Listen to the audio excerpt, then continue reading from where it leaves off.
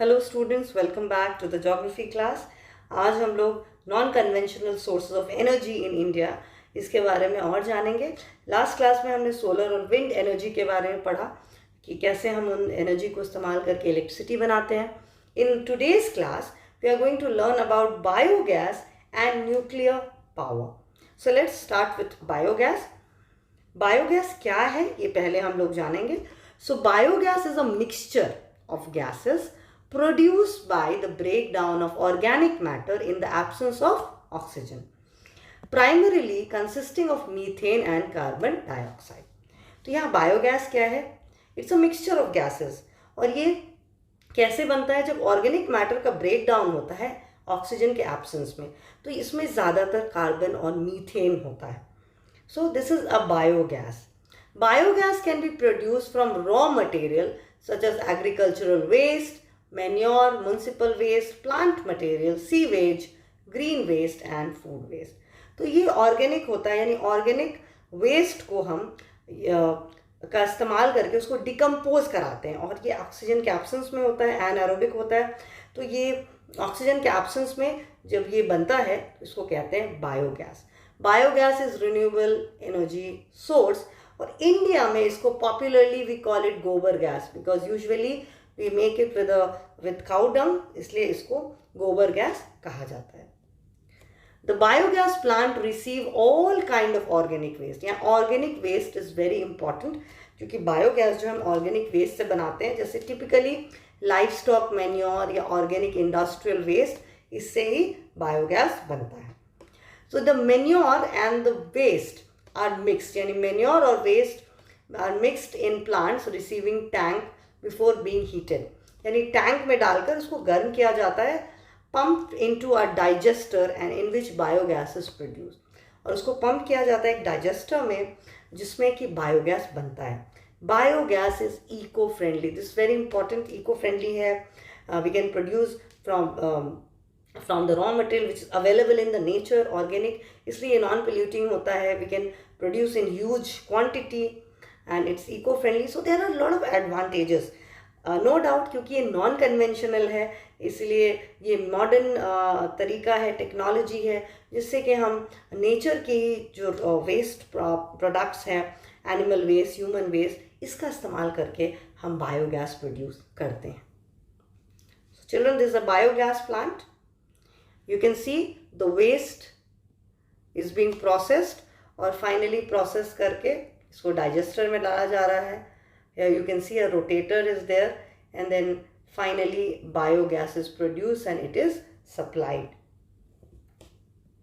You can see it is supplied. So this is how a biogas plant works. And here's the first step where all the waste is being collected and then it is being sent to the biogas plant. So this is a picture of a biogas plant. Biogas in India. Biogas production in India is equivalent to 5% of the total LPG consumption. Biogas is one of the viable alternative to burning energy question. यानी biogas is very useful और अब बहुत trend में आ गया है. Gradually it's becoming very very popular because of its nature of being non-polluting. We can easily make it with organic material. Now Maharashtra is the leading producer of biogas in India. The National Program of Improved Chulhas and the Urja Gram program are important initiative to develop and increase the use of biogas in India. यानी India में कई programmes चलाए गए हैं. National programme on improve चूल्हाज, ऊर्जा ग्राम programme, ये सारे programmes चलाए गए ताकि इस चीज़ जो रिसोर्स है बायोगैस, इसके इस्तेमाल को बढ़ाया जा सके. So this is the status in India that the popularity is increasing. Now what are the advantages? Definitely it's eco friendly and it biogas generation reduces soil and water pollution, क्योंकि बहुत सारा waste जो soil और water में जाता उसको use करके biogas बनाया जाता है. Biogas generation produce organic fertiliser. Biogas बनने के बाद जो रिमेनिंग वेस्ट होता है that is used as organic fertiliser. It is a simple and low cost technology. इसमें बहुत ज़्यादा महंगा सेटअप नहीं होता, तो it's a low cost technology and it's also an healthy cooking alternative for developing areas. और इसको हम कुकिंग गैस की तरह भी इस्तेमाल करते हैं, specially in rural India.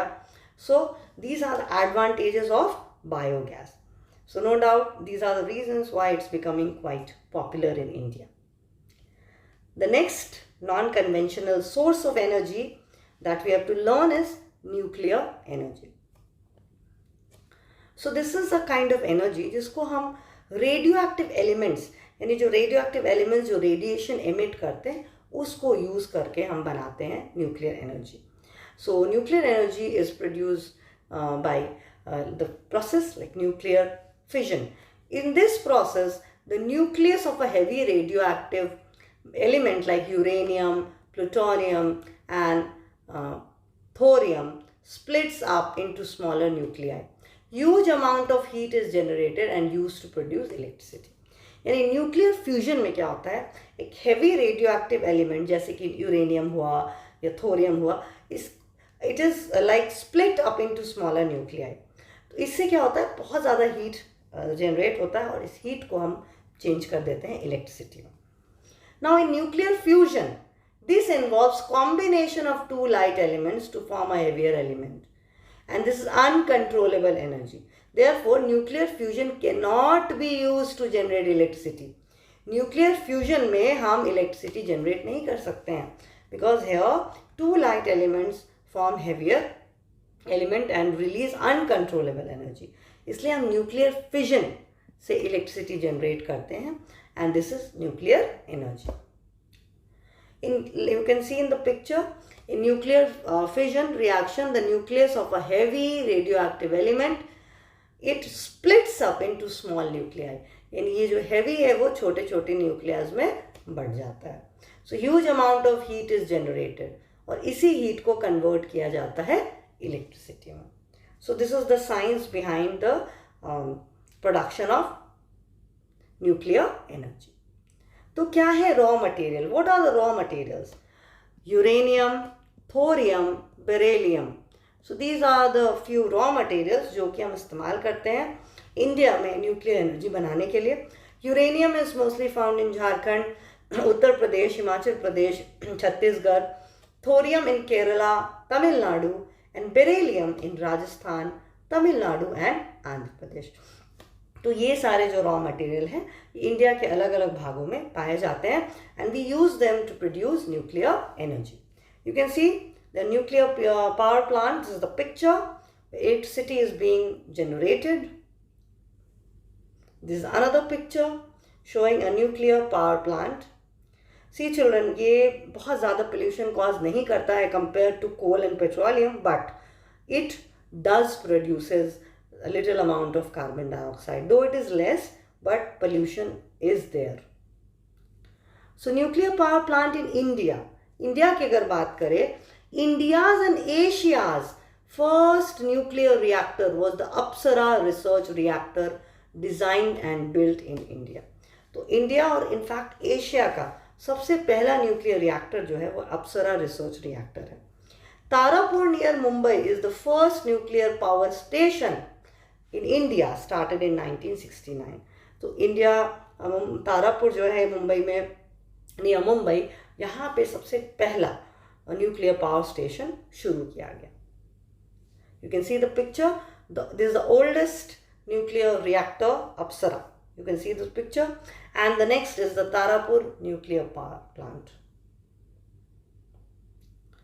Now nuclear energy in India is used to produce electricity as well as peaceful purposes, especially medicine, treatment and improving the quality of seeds.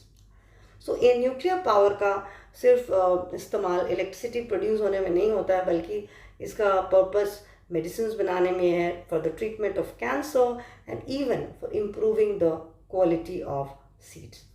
The Bhabha Atomic Research centre conducts research in nuclear science. India में जो Bhabha Atomic Research centre है, यहाँ पे nuclear science को लेकर research work होता है. You can see the picture of the Bhabha Atomic Research Centre. Now let's see the advantages. So definitely बहुत सारे एडवांटेजेस है. Less amount of pollution. अगर हम कंपेयर करें कोल और पेट्रोलियम से, so after burning coal and petroleum बहुत ज़्यादा कार्बन एमिट होता है, लेकिन न्यूक्लियर पावर के केस में the carbon emission is much lower. Very small amount of raw material is needed. इसमें सबसे बड़ी बात है कि अगर हम कहीं 100 टन कोल जलाकर जितना इलेक्ट्रिसिटी प्रोड्यूस करते हैं, वहाँ हम इसमें बहुत थोड़ा सा रॉ मटेरियल से ही हम उतना ही एनर्जी प्रोड्यूस कर सकते हैं. So that's why very less raw material is needed for generating electricity in case of nuclear power. It's a reliable source of energy, and the initial cost of building nuclear power plant is high, but the maintenance and running cost is relatively very low. So शुरुआत में एक nuclear power plant को setup करना expensive होता है, लेकिन long run में the electricity becomes very very cheap and affordable, और पावर प्लांट को मेंटेन करना भी बहुत ज़्यादा एक्सपेंसिव नहीं होता. So these are the advantages of a nuclear power plant. So students, this was all about biogas and nuclear power in India. Thank you. See you all in the next class.